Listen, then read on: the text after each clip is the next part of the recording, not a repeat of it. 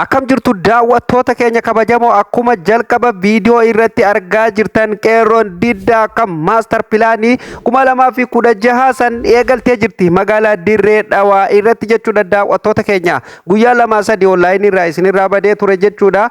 Oduu keenya gaggabaaboo guyyaa guyyaan yeroo isaa eeggate isiniif qindeessuu dhabuu kiyyaaf guyyaa lamaan kana dhiifama isin gaafatu barbaada. Daawwattoota keenya kabajamoo mee har'a kan waliin ilaallu waan ajandaa ta'e torbaan kana deemaa ture waa'ee gurguramuu yookaan magaalaa guddittii Oromiyaa kan taate baha Oromiyaa kan taate magaalaa dirree dhawaa Somaaliyaa farramamuu isheetiin wal qabatee namoonni baay'ee wal harkaa fuudhaa jira jechuudha. Daawwattoota keenya isa kanarratti mee waan tokko waan dubbadhu qaba jechuudha. Namoonni chaanala keenyaaf haaraa ta'e subscribe godha akkasumallee viidiyoo laayikii godha akka namoota hedduu bira ga'uuf jechuudha. Daawwattoota keenya kabajamoof jaallatamoo kana qofaa miti oduulee hedduu qabna jechuudha. Oduulee gaggabaaboo oduu idilee keenya keessatti kan isin dhageessifnu ta'a jechuudha. Mee jalqaba irratti waa'ee dirree dhawaa kanarraa dubbadha jechuudha. Daawwattoota keenya seenaan dirree dhawaa akkuma beekamu seenaa dheeraadha. Akkasumallee lafa Oromoo ona Oromoon keessatti yeroo hedduu keessatti mari'ataa turtee fi akkasumallee diina hedduullee keessatti horatte keessaa magaalaa dirree dhawaati jechuudha.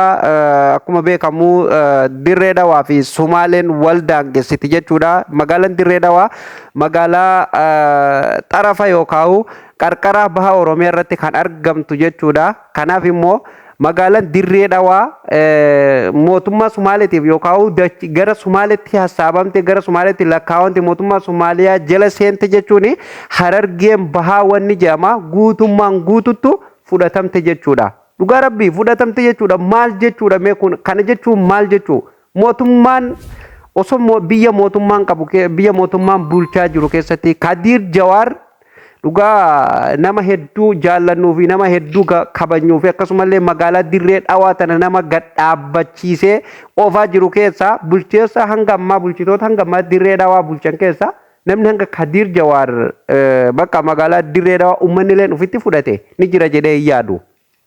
Garuu wanni nam hojjetaa jiru seenaa fokkisaa. Seenaa waan seenaa isaa gaarii inni hanga ammaa dalage hundallee seenaa isaa balleessuu danda'u. Hawaasni sammuu ofii keessaa ittiin haquu danda'u keessaa wanni nama hojjetaa jiru isa tokko jechuudha. Maaf barbaachise kun? Akkuma beekamu industiroonni baay'een biyya kutaa biraa keessatti dalagamu akkuma beekamu sila uummanni Harargee qooda irraa hin qabu. Kana waliin mamu kana namni waliin gaafatu gaafii hin qabu kun beekamaadha. Sigale gaafa qabsoo ni waammatan jechuudha. Sigale gaafa qabsoon dhumattee waaqoodamiisa fi pirojektoota adda addaa magaalaa babbareechuu fi industiroota adda addaa magaalatti bakka waan magaalaa bareechuu fi haala jiruuf jireenya hawaasa lafa san keessa jiraatu tolchuu irratti zeero hin jiru. Mootummaa jalaa kaasee hanga gubbatti abbootii amantaatiin dabaladhu dhugaan sinjaa har'a.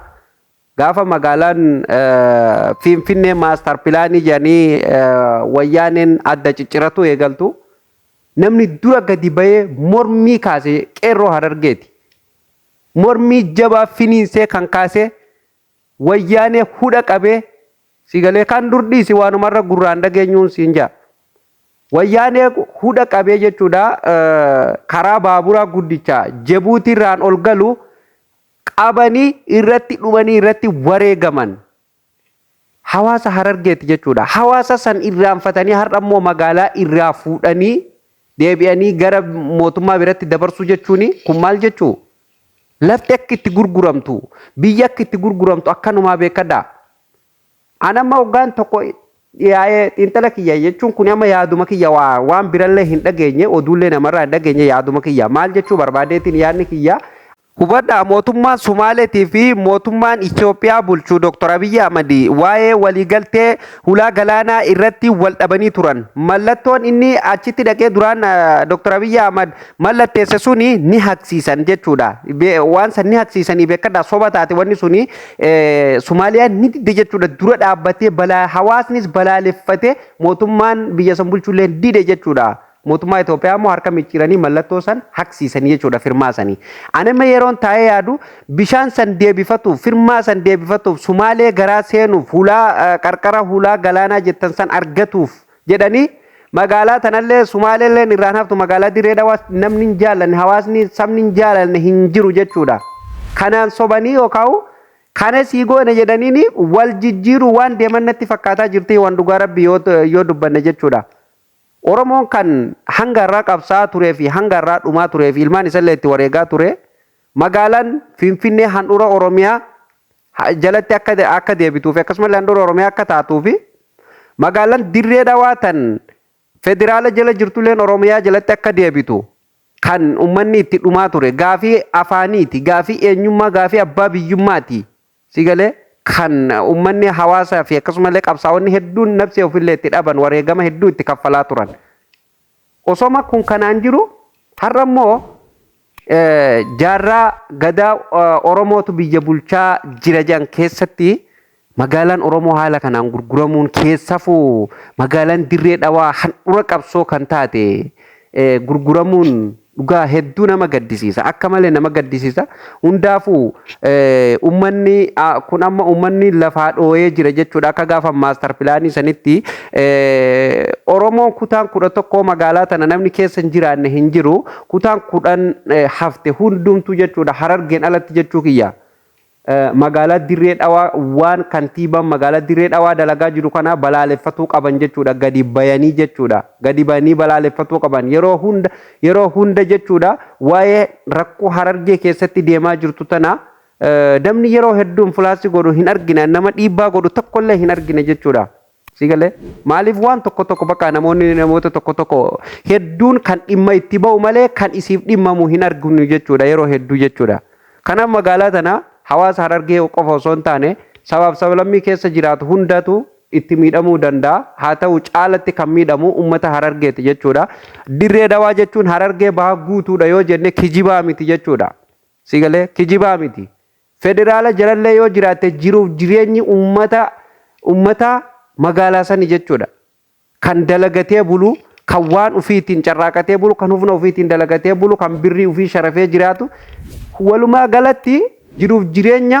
hawaasati jechuudha hawaasa Harargeeti jechuudha magaalaan dirree dhawaa iddoo daldala waan barbaadan Somaaliyaa irraa ol galchuu fi gara Jibuutii ergatu Jibuutii irraa as fidatuu fi bakka daldalaati walumaa galatti jechuudha magaalaan dirree dhawaa kanaaf mootummaan yookaan kantiibaan magaalaa dirree dhawaa obbo Kadiir Jawar kabajamoon obbo Kadiir Jawar waan kana itti yaadamuu qaba nuti lafti teenya lafee teenya jalan lafee abbaa keenyaati gubbaan dikee loon keenyaati kanaaf hawaasni akka irratti dhumullee beekuu qaba ummata Oromoo eega inni dhumee taree booda yoo Sumaaleen magaalaa dirree dhawaa qabatte malee waraanaa miti agaazii feetan fiddanillee yoo itti gadi naqxan ummanni Harargee dhumee tara malee magaalaa dirree dhawaa akka gadi hin dhiifne kana isin hubachiisuu barbaanna waan biraa dhiisii gaafa kan biyya jiru dhumee tare qeerroof qarree biyya alaa jirtuutu itti galee itti dhumata lafee itti caphee itti gubata kana hubadha sirritti adda baafadhaa beekaa kan waan gaarii uumna jettanii biyya gara qileettiin oofinaa dheekkamsa ummata dheekkamsa keessan galchinaa dubbii tuttuttanii ummata dubbii keessan galchinaa akka walli isaan sirbesanii si galee ummanni si jaalatee ufitti si fudhatee kantiibaa keenya siin jedhee ufitti si fudhate eega ufitti si fudhate waan gaarii dalagi hanga aangorra jirtu waan gaarii dalagi ummanni hedduu si jaalata hedduu si kabaja garuu amma akka ummanni si jibbu godhaa jirta jechuudha kanaaf an dhumarratti waan hin jedhu barbaadu ummanni Oromoo kutaan 10 Harargeen alatti jechuudha jirtan bakka jirtanii waan kana ummata Harargee qofarratti dhiisuun qabdanii gadi baatanii balaaleffatuu qabdanii caalatti immoo ummanni Harargee gadi ba'uu qofaa miti balaaleffatuu qofaa miti qaamaanis sammuunis waan hundaan ija ofii asirratti deebisee hiriira taanan hiriira addaan hin cinne geggeessuu qaba mootummaan kamiyyuu hawaasaa ol hin jiru hufni mootummaa hawaasaa ol waan hin jirreef mootummaa kana mootummaa Abiyyi qofarratti waan xiyyeeffatan hin qabu kana amma kan harka qabu magaalaa kana Abiyyiin harkallee wal keessaa qabaatan haa ta'u kan ummanni akka dureetti yookaan magaalaan sulleen akka bulchaa isiitti uf duratti ilaalaa jirtu hawaasni magaalaa san keessa jiru Kadiir Jawar jechuudha kantiibaa magaalaa saniitti jechuudha kan amma Sumaalee sanii waliif farramuu danda'ulleen jechuudha so kanaaf dirqama ummanni hanga wanni tun bakka baatetti baatu daandiirraa galuu hin qabu. Gadi bayee falma ofii finiinsuu qaba, diddaa agarsiisuu qaba jechuudha. Egaan daawwattootaaf kabajamtoota Oromaan hedduu waan nama dhibu dhugaa rabbi hedduu waan nama gaddisiisu. Qophiin keenya kanarraa waa'ee dirree dhawaa irratti qopheesselleen hanguma tokko jechuun anilleen onlaayinii illee hin turre hanguma kanan qabadhee isiniif dhufee bal'ina isaa immoo seenaa dirree dhawaa jalarra hanga gubbatti jechuudha waan barreeffamee lafa taa'utu jira seenaan isiiti.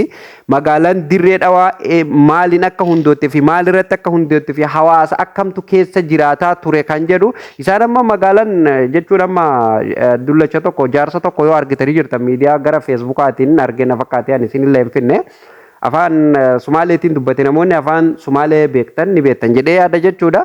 Akka inni jedhaa jirutti Hayila Sillaasee dura Minilik dura osoo Minilik hin dhufin dura magaalaan dirree dhawaa magaalaa Somaalee bakka Somaaleen waa itti gurgurattu turte bakka Somaalee waa itti gurgurattu turte jaa ture jechuudha.